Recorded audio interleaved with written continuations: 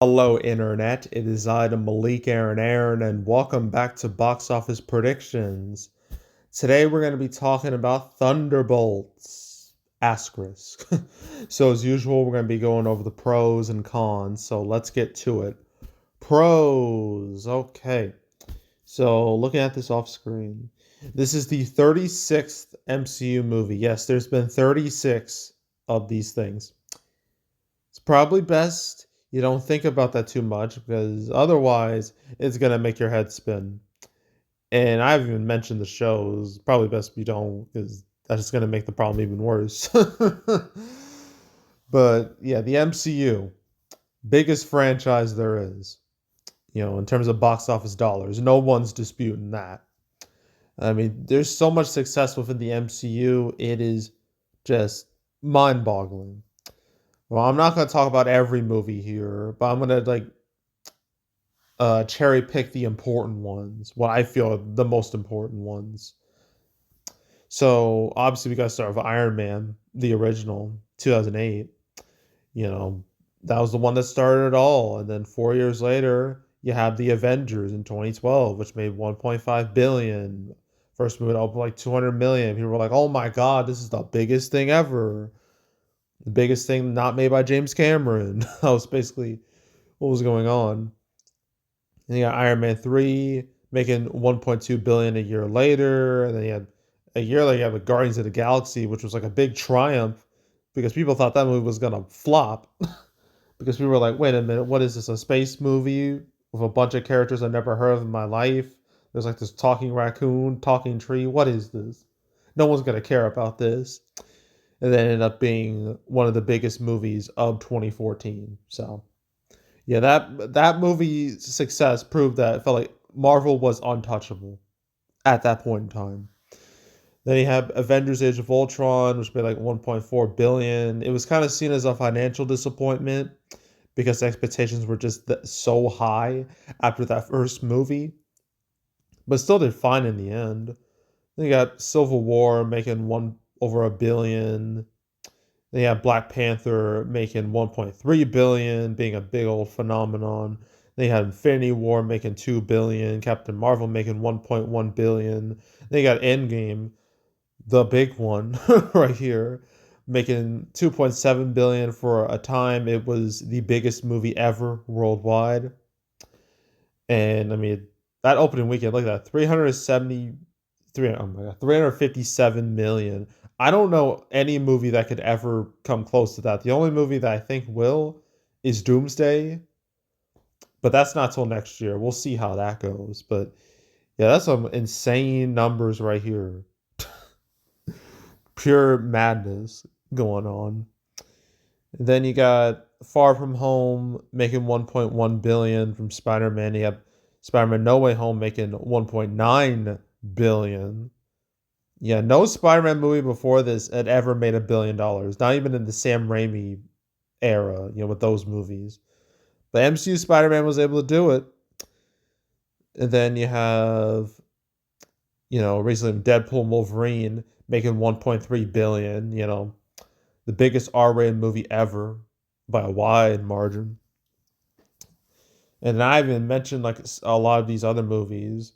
I mean, like Iron Man 2 and Thor and Captain America First Avenger and Winter Soldier and Thor Dark World and Ant-Man, Doctor Strange, Guardians of the Galaxy Volume 2 and Spider-Man Homecoming and Thor Ragnarok, the Ant-Man Wasp, let's see what else, Doctor Strange, in Multiverse of Madness, Love and Thunder, Wakanda Forever. Those movies probably, and I guess Guardians 3, they could have done a little better, but I still see them as successful, relatively successful.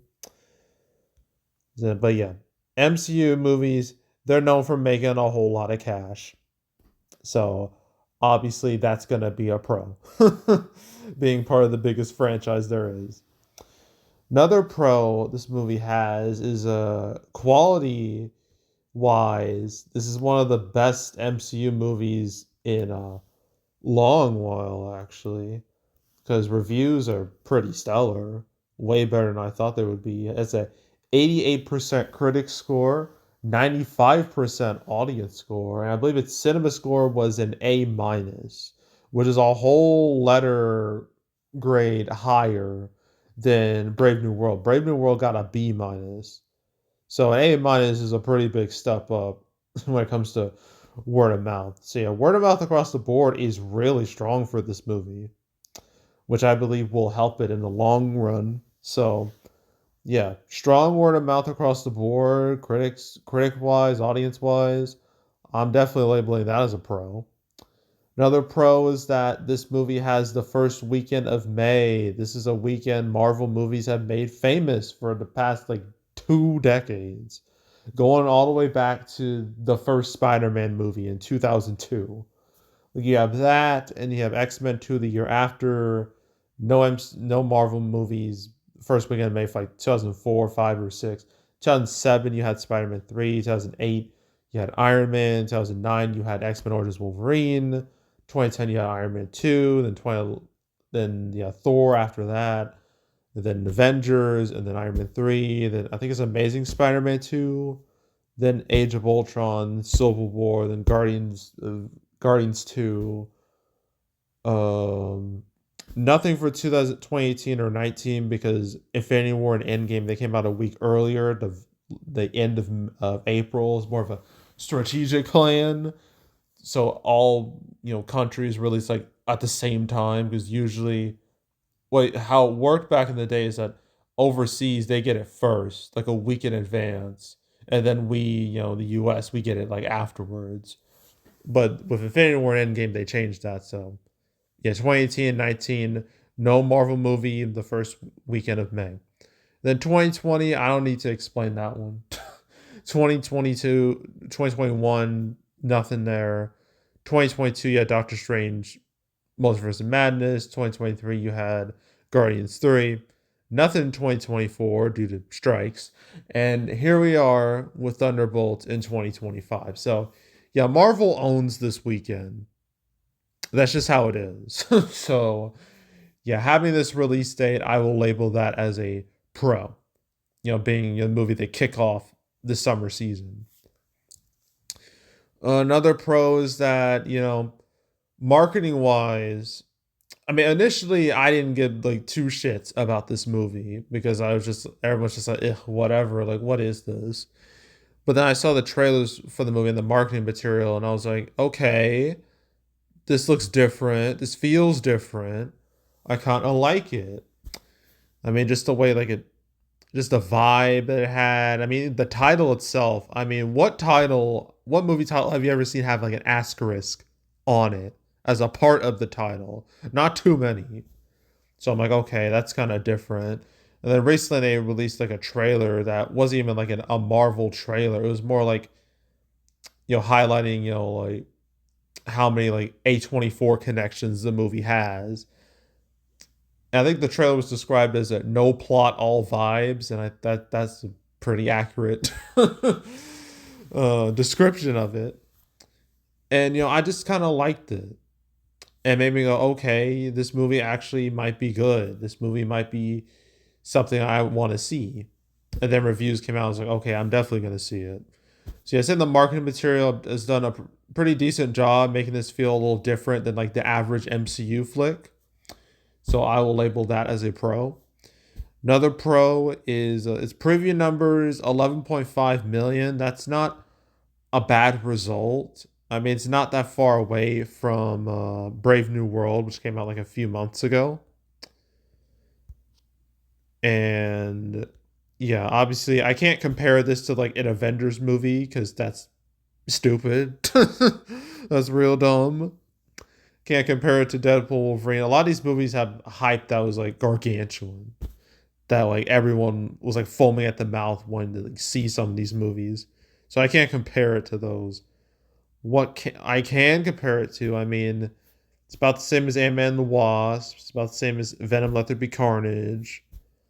Really, I think it's better than like all the Venom movies. Yeah, it is better than all the Venom movies. And it's better than the first Guardians movie. Grant, that was basically from a different era. It's not that far away from the first Deadpool. There's Black Widow, but that had to deal with, Disney Plus and all of that. So that's hard to compare. But yeah, I'd say these preview numbers, they're not bad, really. You know, if it was like half as it was like half of this, then I'd be definitely concerned. But these preview numbers, they're not bad. I would not label I label them as solid, like okay. Not great, but okay. So that's a pro. Albeit more on the minor side. I think that's it. Yeah. Yeah, I think that's it. Oh, with pros. Okay, cons. Okay, so the MCU, I talked about all their success stories. Yeah, most of that was in the past, if probably you probably tell. It's like the MCU was like on a golden streak from like the first Iron Man all the way to Far From Home. They were on like the golden streak to end all golden streaks. I mean, sure, there was the Incredible Hulk, which didn't do great, but that was kind of just like a whatever. It was just like early MCU. The MCU kind of ignored the movie for like a long time until now, where they basically try to go back into it, where to the point where Brave New World was basically just Incredible Hulk 2 minus the Hulk. But yeah, ignoring Incredible Hulk, the MCU was like doing fantastic all the way up to 2019. But then things changed because of COVID. A bunch of movies got pushed back, a bunch of shows got pushed back. And then 2021, there was like a floodgate of movies. You had 4 MCU movies come out in the span of 5 months, not even including shows. There's like 4 shows right there. You had like, shoot, it was WandaVision, it was Falcon Winter Soldier, it was Loki, and then Hawkeye. So 4 movies, 4 shows in 1 year. Yeah, that's overload right there. And then Black Widow. I'm not gonna be too harsh towards Black Widow because it was part of Disney Plus Premier Access where you had to pay like $30 to watch it like at home. So obviously that was gonna have a negative effect on its box office numbers. So I'm not gonna be too harsh towards that. But Shang-Chi and Eternals, I could be a little more harsh to. Although Shang-Chi did okay considering circumstances. Eternals, not as great. It's a movie everybody hated. I know I did. I hated that thing. I never want to see it ever again. They had No Way Home, which was 1.9 billion, $1 billion gross in flick. So that was basically saved movie going. And then Doctor Strange and then Thor: Love and Thunder. I mean, they had big audiences, but the reaction towards these movies wasn't that great. Wakanda Forever, I mean, that was never going to match the first movie. Like, that's trying to, like, in terms of box office, it's like trying to expecting lightning to strike twice. It just wasn't going to happen. But it still did all right for itself. Ant-Man 3, though, oof. Quantum Mania, it was a flop. Straight up flop. And it basically, like, if it wasn't for Jonathan Majors' arrest, like, after this movie came out, I feel like his days as Kang were going to be numbered anyway, because that confidence, whatever confidence they had, that it was lost after Ant-Man 3, because it was such a trash movie. But Ant-Man 3's flop is nothing in comparison to the Marvels, which is by far and away, by a country mile, the biggest bomb the MCU has ever had, only making less than 200 million on a budget of 270. Yeah, absolute catastrophe.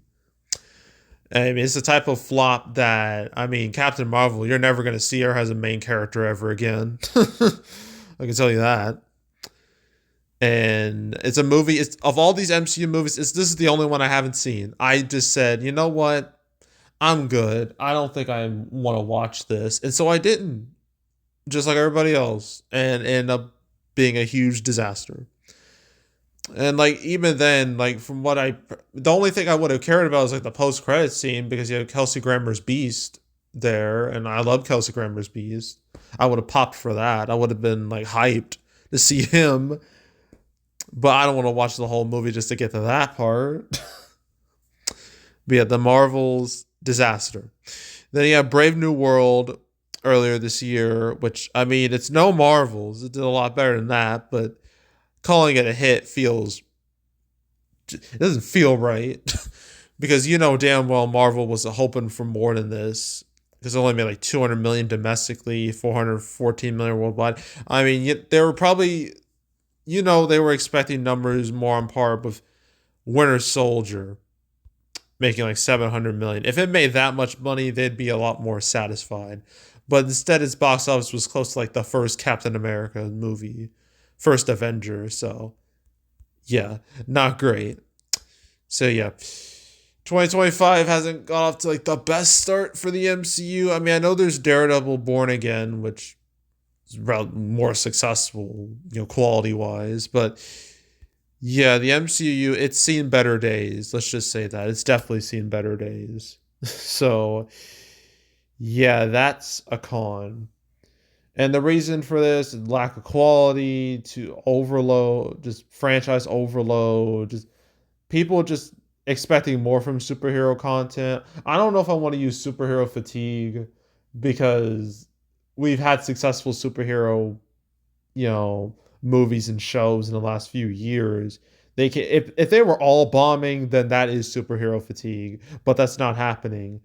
I mean, sure you have like the Marvels flopping and like DC movies like The Flash and Shazam 2, Joker 2 all bombing. But you have the successes like Across the Spider-Verse and even outside of the Marvel DC bubble, like say with Invincible, for example. Like people will watch superhero stuff. They just want to watch good superhero stuff. That's the thing. Like quality matters. So, but yeah, the MCU has definitely been through some tough times. I can say that. So that's a con. Another con with this movie is that I always felt like it felt like a bit of a risk more than usual because all these characters here, they're not like main players in the MCU. I mean, Bucky, he has the most exposure out of anybody here because he was in, the Captain America movies. And, he's known as, Steve Rogers, Captain America's best friend, right? So people know who he is. Everybody else, I mean, Yelena, Red Guardian, Taskmaster, they were all in Black Widow, which was, as I shown you, was one of MCU's least successful movies. And then you have like Ghost, who was in Ant-Man 2, Ant-Man Wasp, a movie it feels like no one remembers at all, even though it wasn't like a flop or anything. It's very much a forgotten MCU movie. And then you got John Walker here, who was from Captain America, not even the movies. He's from Falcon Winter Soldier, a show that came out 4 years ago. Like, who's going to remember that?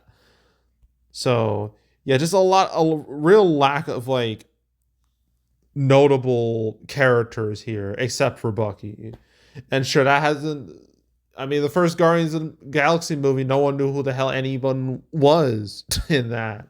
But that was the early days. But here it just feels like, just it feels risky. Like this was never going to be like a big time Marvel movie, like on the level of say, I don't know, like on the upper echelon of Marvel movies. It's always going to be towards the bottom. So yeah, just having like a lot of these like B, C, D those characters in this movie, I'm gonna and just like the risk involved with that, I'll label that as a con. I guess there's also the fact that the movie just, I mean, I know watching it because I did watch the movie. I know it's not this, but it's been labeled as like Marvel's Suicide Squad, just to how it looks and what the trailers show you and everything. And yeah, the movie really can't escape from that. um, so like, I'm not gonna call it a ripoff because it's not like because they're different enough where it's not like just a straight up like copying off of DC, but the similarities are definitely there. So dealing with that being just called Marvel's Suicide Squad, I'll just label that as a con as well. Um, any other cons? I think I named all the important one. Yeah, I think I did. So opening weekend, early numbers I've seen, this is projected to hit like 70 to 75 million. I think it could do a little better than that. I think 80 is the magic number, 80 mil. It may or may not hit that because word of mouth is much better than average for like an MCU flick, and I think that might propel it to more money. We'll see, especially considering, I'm not going to spoil anything, but this movie is low key important for reasons I won't mention, but it is low key important. So, especially for the future. I'm trying to be as vague as possible here with my words. Um, so that might create like a bit of a, oh shit, maybe I should watch this type of reaction. Who knows? But yeah, I'm gonna go with 75 to 80 million. I'm gonna go with that for its opening weekend. And its total, it should have better legs than the average MCU movie these days. It won't crash and burn like say the Marvels. And like Brave New World, like that just was just scratching and clawing just to get to like 200 mil. I think what's gonna happen is that this movie's gonna open worse than Brave New World, but it'll have a longer life than Brave New World. That's what I think is gonna happen. So it might hit 200 million, maybe. But I guess I'll have a wide range, 180 to 200 million. I think it can hit that. I think that is realistic at this point. So, yeah.